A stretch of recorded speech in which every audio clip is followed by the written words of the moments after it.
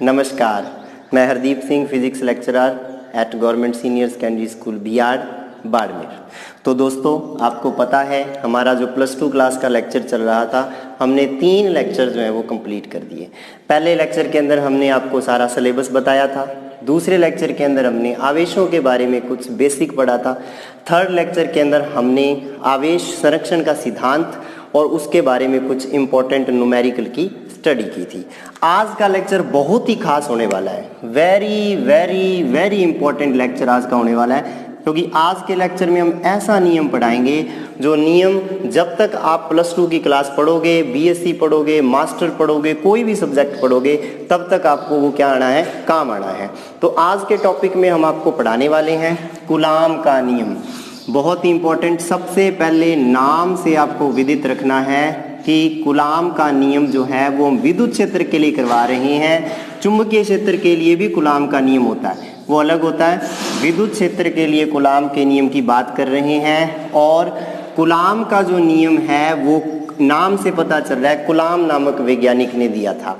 Coulomb नामक वैज्ञानिक ने कूलाम के नियम को इंट्रोड्यूस किया, और इसी के नाम पर आवेश का मात्रक भी पढ़ा। और आवेश का मात्रक आपको पता है बच्चों सबको, आवेश का मात्रक पिछले लेक्चर में मैंने आपको बताया था। आवेश का मात्रक क्या होता है, कूलाम होता है, जिसको C से लिखते हैं। एक बात और बता दूं, कूलाम जो है वो कोई मूलभूत मात्रक नहीं है, फंडामेंटल यूनिट नहीं है। ये फंडामेंटल यूनिट नहीं है। फंडामेंटल यूनिट कौन कौन सी हैं? चलो 7 फंडामेंटल यूनिट हैं। आज थोड़ी सी मैं आपको बता देता हूँ, सातों की सातों 11वीं में आपने पढ़ी हैं, फिर भी थोड़ा आपको ध्यान में रखनी है, +2 में बहुत काम आएगी।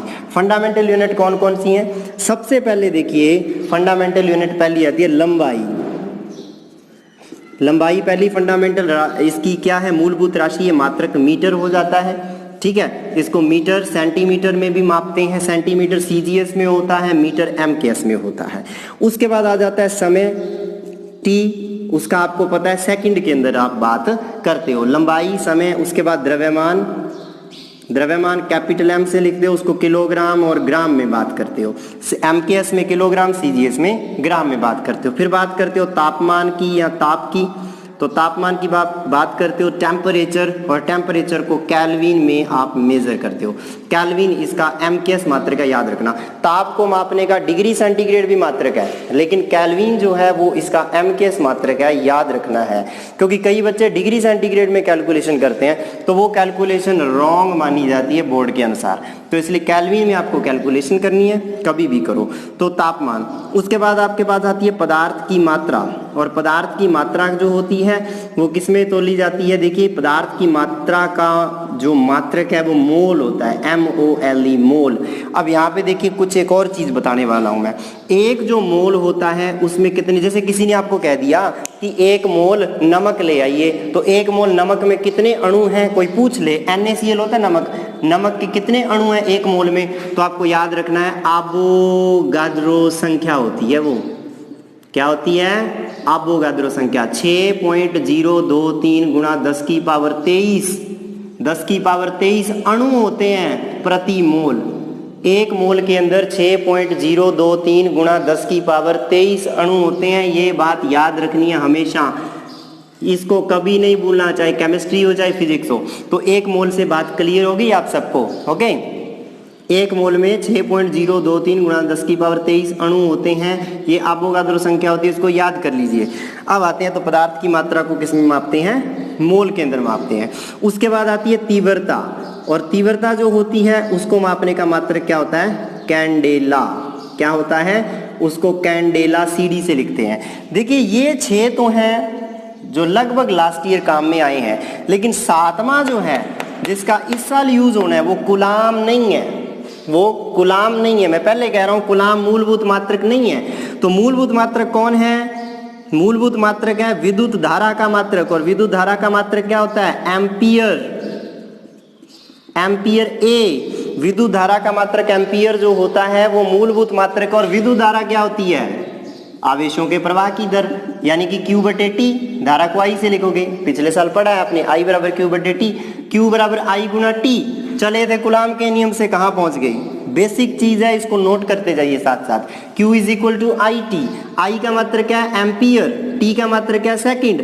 इस Q का C कूलाम, यानी कि कूलाम बराबर एम्पियर गुणा सेकंड, कूलाम बराबर एम्पियर गुणा सेकंड, ये आप लिखते हो। तो इसकी वीमा भी लिख सकते हो, कूलाम की वीमा, कूलाम की वीमा, कूलाम की वीमा क्या लिखोगे, एम्पियर की वीमा M0 L0 T0 A1, पूरा लिखा करो।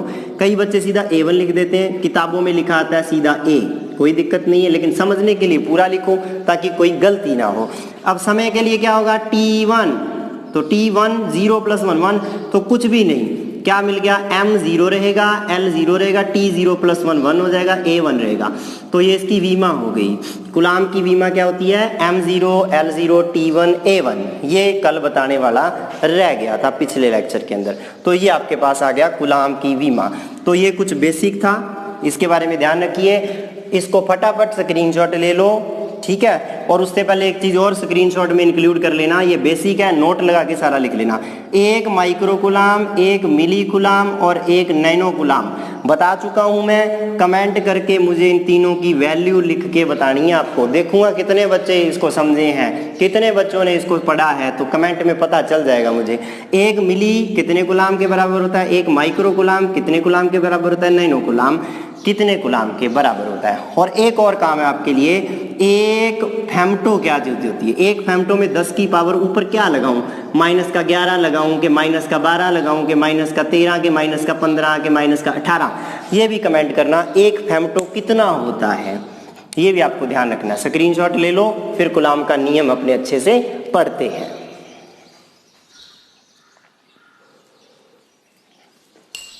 Okay done. अब बात करते हैं कूलाम का नियम। कूलाम का नियम देखो, सीधी सी बात है भाई, कोई आदमी है, ठीक है, उस आदमी का खुद का कोई क्षेत्र होता है। जैसे कोई आदमी है, उसका घर है, जैसे उसके घर पे आप जाओगे तो आपको क्या अनुभव होगा, कुछ बल का अनुभव होगा।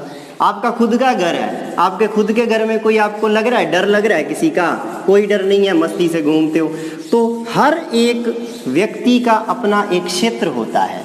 उस क्षेत्र के अंदर जब दूसरा व्यक्ति आता है तो वो बल का क्या करता है, अनुभव करता है।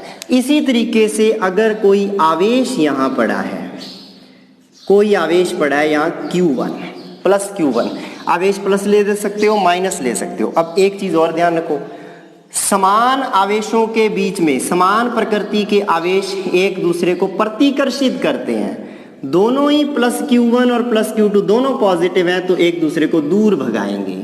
समान प्रकृति के आवेश एक दूसरे को क्या करते हैं, प्रतिकर्षित करते हैं। और विपरीत प्रकृति के, एक माइनस का Q1 है, एक प्लस का, एक माइनस है एक प्लस है, Q2 ले लो, ये दोनों एक दूसरे को क्या करेंगे, आकर्षित करेंगे। इसी तरीके से अगर दोनों माइनस के हों, माइनस का Q1 माइनस का Q2, ये भी एक दूसरे को क्या करेंगे, प्रतिकर्षित करेंगे। तो समान आवेशों के मध्य प्रतिकर्षण होता है, विपरीत आवेशों के बीच में आकर्षण होता है। बात कर रहे थे यहाँ पर, पता सबको है कि एक आवेश जो है उसका एक क्षेत्र होता है। उस क्षेत्र में जब कोई दूसरा आवेश आता है ना, तो इसकी मर्जी है, चाहे तो उसको बेली बना ले और चाहे उससे दुश्मनी मोल ले ले। अब वो निर्भर करता है कि आने वाला इसका दोस्त बनना चाहता है कि दुश्मन। अगर आने वाला आवेश बिल्कुल कैसा है, इसके जैसा है। अब देखिए, एक ही जगह पे दो एक जैसे आदमी, एक जैसे पावर वाले आदमी नहीं टिक सकते, एक दूसरे को कुर्सी से नीचे उतारने का प्रयत्न जारी रखते हैं। ये भी प्लस, इसके पास भी आए प्लस, समझ रहे हो कि नहीं, ये भी प्लस, इसके पास भी प्लस। क्या एक कुर्सी पे 2 CM बैठते हैं? नहीं, तभी तो 5 साल बाद लड़ाई होती है सत्ता की, कि एक ने दूसरे को उतारना है, वही होता है। अगर दोनों समान आवेश हैं, दूसरे के, एक दूसरे के शरीक हैं, बिल्कुल बराबर की सत्ता, टक्कर है, तो एक दूसरे को प्रतिकर्षित करेंगे, करेंगे कि नहीं। एक कमजोर है और एक मजबूत है, प्लस वाला मजबूत है, माइनस वाला कमजोर है, तो दोनों आकर्षित करेंगे। इसको पॉजिटिविटी चाहिए, इसको पॉजिटिविटी प्रोवाइड करवा सकता है। तो वही चीज है यहाँ पे, क्या कह रहे हैं, अगर 2 आवेश हैं, एक प्लस Q आवेश और दूसरा आवेश माइनस Q, फिलहाल मैं केवल परिमाण लिख रहा हूं दोनों का। देखिए, मैं चार्ज प्लस माइनस नहीं लगा रहा, केवल परिमाण लिख रहा हूं। ये प्लस हो सकता है, माइनस हो सकता है, माइनस हो सकता है, प्लस हो सकता है, दोनों प्लस हो सकते हैं, दोनों माइनस हो सकते हैं। 4 पॉसिबिलिटीज हैं, चारों पॉसिबिलिटीज की बात मैं नहीं कर रहा, केवल परिमाण लिख रहा हूं। परिमाण का मतलब कि इसका मुझे प्लस माइनस की बात नहीं कर रहा, प्रकृति की बात नहीं कर रहा। तो देखिए दोनों को मैंने r दूरी पर रख दिया, दोनों को मैंने कितनी दूरी पर रख दिया, r दूरी पर रख दिया। तो इन दोनों के बीच में एक बल लगेगा। क्या बल लगेगा? वो लगेगा विद्युत बल। कौन सा बल लगेगा? विद्युत बल। अगर ये होते चुंबक के ध्रुव, नॉर्थ और साउथ, नॉर्थ और नॉर्थ, साउथ और साउथ, साउथ दक्षिणी ध्रुव, नॉर्थ उत्तरी ध्रुव, तो इनमें नॉर्थ साउथ आकर्षण, नॉर्थ नॉर्थ प्रतिकर्षण, साउथ साउथ प्रतिकर्षण, you knows it very well. लेकिन ये देखिए यहां पर भी कुछ ऐसा ही है, दो समान है, प्लस प्लस प्रतिकर्षण, प्लस माइनस आकर्षण। ओके, बात विद्युत बल की कर रहे हैं। दोनों के बीच में जो विद्युत बल लगता है उसको F से लिखेंगे, वो समानुपाती होता है दोनों के परिमाण के गुणनफल के। देखिए यहां मैं परिमाण कह रहा हूं बार बार, या मैं ये नहीं कह रहा कि Q1 Q2 जो है वो प्लस माइनस साइन नहीं ले रहा, परिमाण ले रहा हूं, क्योंकि जब इनका चिन्ह ले लिया जाएगा तो वो सदिश रूप बन जाएगा कुलाम के नियम का, और उसका अलग लेक्चर होगा, अगला लेक्चर बहुत इंपॉर्टेंट रहेगा वो भी। कुलाम के नियम का सदिश रूप बहुत ही इंपॉर्टेंट है बहुत आसान सा, देखते जाइए। विद्युत बल आपको निकालना है तो F बराबर, F समानुपाती होता है किसके? दोनों के गुणनफल के, नंबर 1। और F व्युत्क्रमानुपाती एंड F व्युत्क्रमानुपाती होता है दोनों के मध्य की दूरी के वर्ग के। जितना इनको दूर करते जाओगे उतना बल इनके बीच में कम होता जाएगा, ऑब्वियस सी बात है। और जितना इनका परिमाण होगा बल उतना ज्यादा लगेगा। 1 तथा 2 से, अब इसका कथन लिखना पड़े आपको कि कुलाम के नियम का कथन लिखो, तो क्या लिखोगे? ऐसे लिखोगे, दो आवेशों के मध्य लगने वाला कुलाम बल या विद्युत बल, दोनों आवेशों के, ऐसे उतार लेना कॉपी में कथन लिख के, दो आवेशों के मध्य लगने वाला कुलाम बल दोनों आवेशों के परिमाण के गुणनफल के समानुपाती तथा दोनों आवेशों के मध्य की दूरी के वर्ग के व्युत्क्रमानुपाती होता है। ओके, तो इसको ऐसे लिख सकते हो। तो 1 और 2 को कंबाइन कर दीजिए बेटा, क्या आ जाएगा? F समानुपाती Q1 Q2 बटे R का स्क्वायर। हाँ, अब यहाँ से इंपॉर्टेंट चीज आने वाली है। जब समानुपाती का निशान हटाते हैं तो एक कांस्टेंट आता है, उसको साफ कर देते हैं। एक कांस्टेंट आता है और वो कांस्टेंट क्या होता है?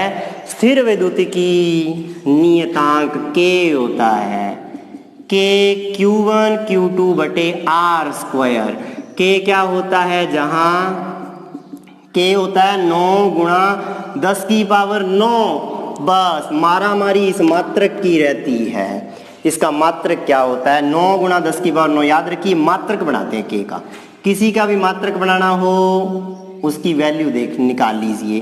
K की वैल्यू यहाँ से निकाल सकते हो, निकालते हैं। K की वैल्यू R स्क्वायर को इधर ले जाओ, F गुणा R स्क्वायर, Q1 Q2 को नीचे लाओ बटे Q1 Q2। अब मात्रक देखिए, आपको पता है बल का मात्रक न्यूटन, K का मात्रक बना रहा हूँ तो K का मात्रक न्यूटन आ गया ऊपर। पहले तो R स्क्वायर दूरी की स्क्वायर, मात्रक मीटर का स्क्वायर, क्या आ गया? मीटर का स्क्वायर।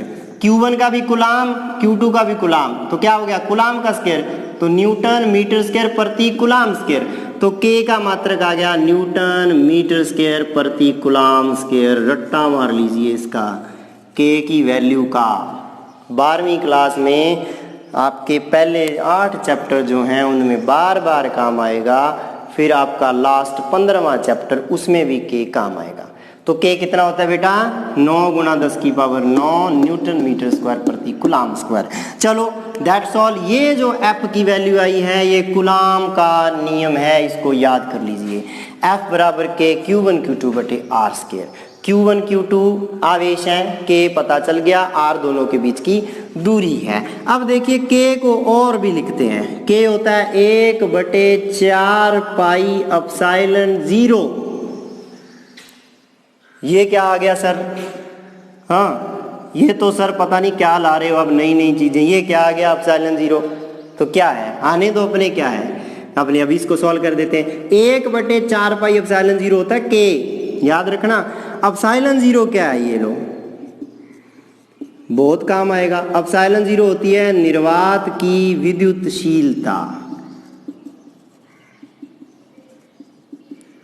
और इसकी वैल्यू होती है, रट्टा मार लो, 8.8541 गुणा 10 की पावर -12।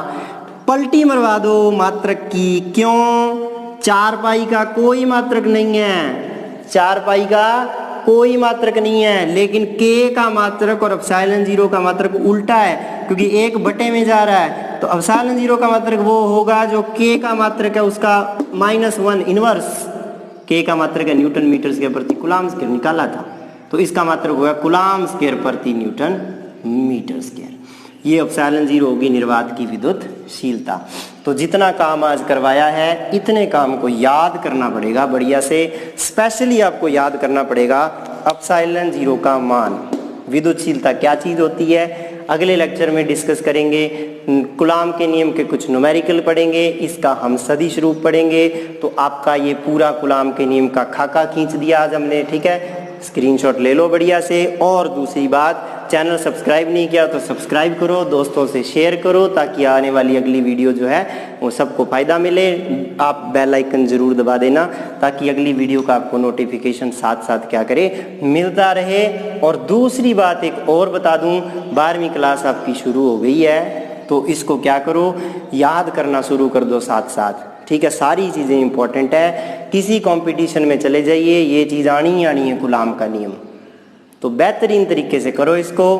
कोई दोस्त कंपटीशन की तैयारी कर रहा है उसको भी ये वीडियो भेजो, क्योंकि ये चीज़ें जो है वो बहुत ही बेसिक है। और विद्युतशीलता जो शब्द आया है, ऐसे ही चुंबक में चुंबकशीलता आएगा, इसको पकड़ते जाना। छोटी छोटी चीज़ें, विद्युतशीलता क्या होती है मैं आपको बताऊंगा। विद्युतशीलता क्या, जैसे कोई बंदा है, ठीक है, कोई बच्चा है शरारत कर रहा है क्लास में, जोर से चपेड़ लगाया टीचर ने उसके, तो क्या हो गया, उसमें करंट आ गया। करंट आ गया, उसमें विद्युतशीलता आ गई। तो ये बेसिक है विद्युतशीलता का, इतना ध्यान रखो पहले विद्युतशीलता क्या है। बाकी डिस्कस अगले लेक्चर में करेंगे। आपका बहुत बहुत धन्यवाद। नमस्कार।